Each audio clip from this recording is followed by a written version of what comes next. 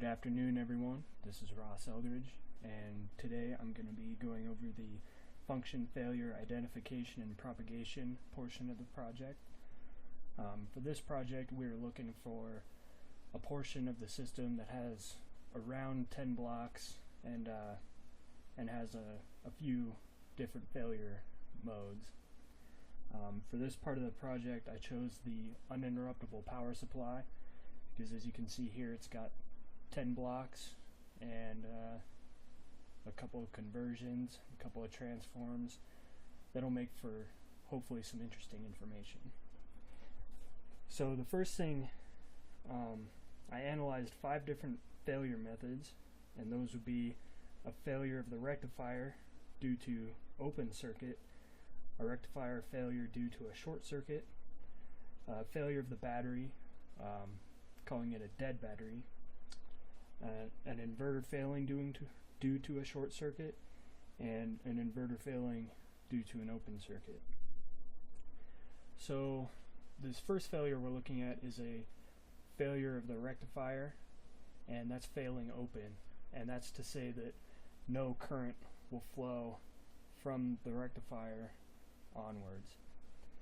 And in looking at this failure, it's actually not such a bad failure, because if you look at it this way,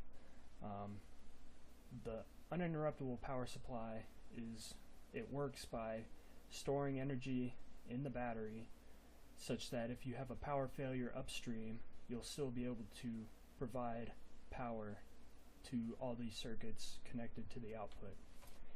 So if you've got an open circuit in your rectifier, your batteries won't recharge, but they will still be charged enough to provide power to your critical loads for at least a short amount of time. And you'll get a signal back at your control room saying, you know, you've got a rectifier failure, you need to fix that. And hopefully between that time and the time you can get this fixed, you'll get your utility mains power back, and you can just go to this bypass switch, which will take mains power and just go around the UPS, and you should be alright. Here's my if statements.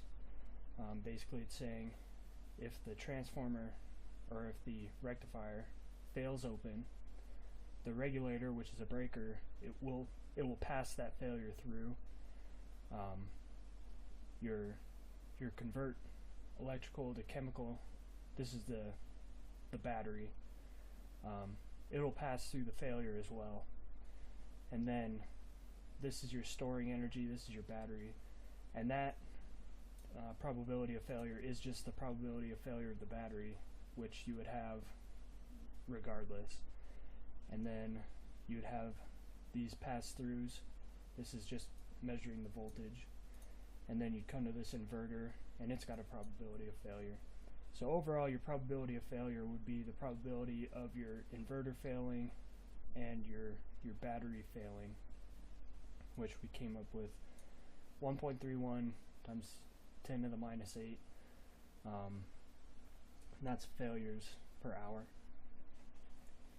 The second failure I looked at was a shorted rectifier, and that's to say you have a short circuit here. Just a note, I analyzed this system assuming that the UPS has an active front end, or you can, in other words, control the voltage. That's not necessarily what you would have. On a UPS, you would typically probably have just a diode bridge, which is a passive front end. So if this shorted, it would be essentially the same.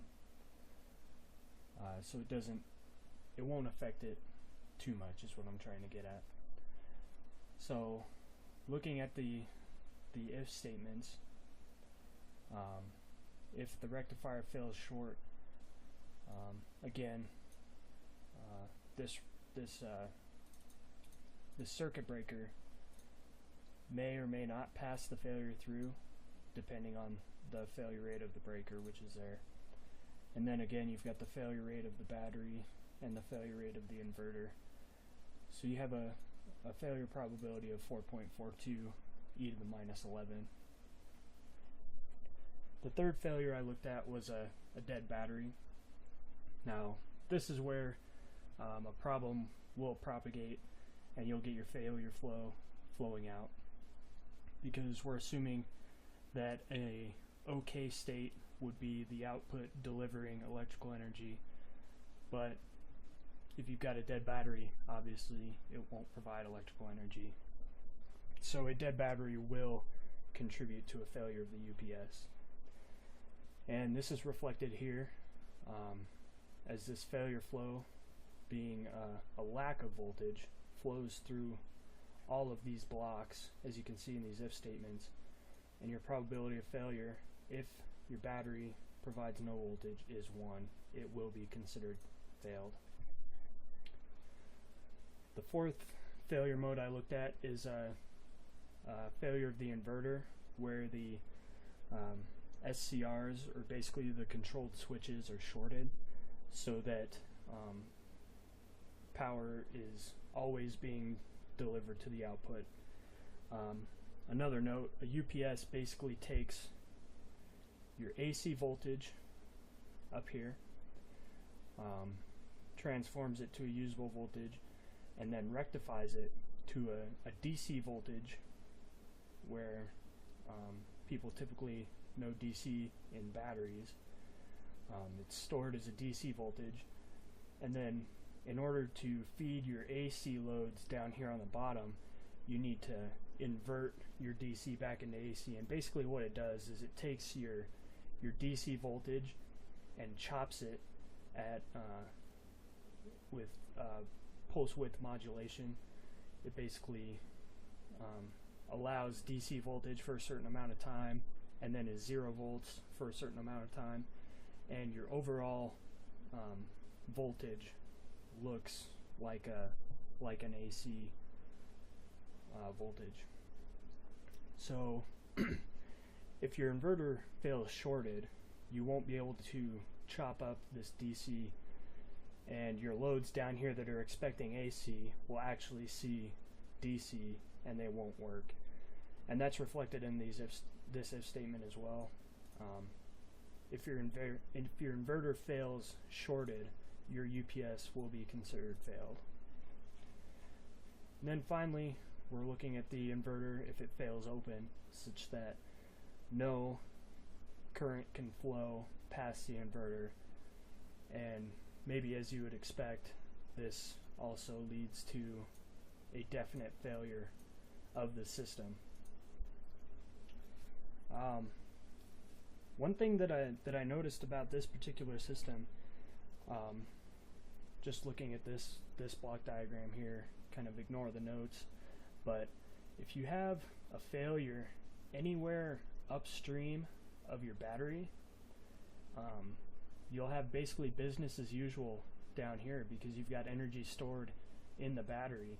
So as long as you don't have a failure that, for example, propagates through, like you have a current spike that damages your battery or propagates through, or if you're using the transfer switch, unless you're doing either of those things, if you have a fault up here, you shouldn't have a problem down here. And obviously that depends on the failure probability of like your battery and your inverter, but basically it's business as usual. You'll provide power so long as the battery has energy in it.